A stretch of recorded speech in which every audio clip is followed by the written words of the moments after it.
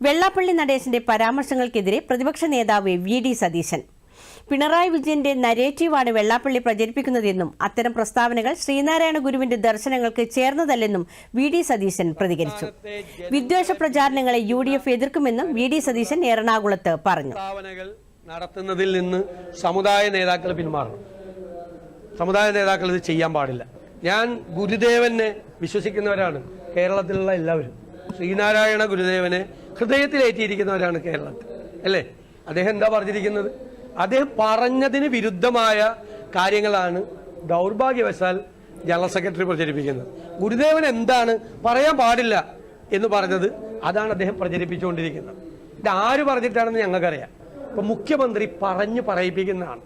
ദയവ് ചെയ്ത് ഞാനെനിക്ക് അദ്ദേഹത്തോട് വലിയ ബഹുമാനമുള്ള ഒരാളാണ്. കാരണം പരിണതപ്രജ്ഞനായ ഒരു മുതിർന്ന സമുദായ നേതാവാണ് അദ്ദേഹം. ദയവ് ചെയ്ത് ഇതിൽ നിന്ന് മാറണം. ഇത് ശ്രീനാരായണ ദർശനങ്ങൾക്ക് യോജിച്ചതല്ല.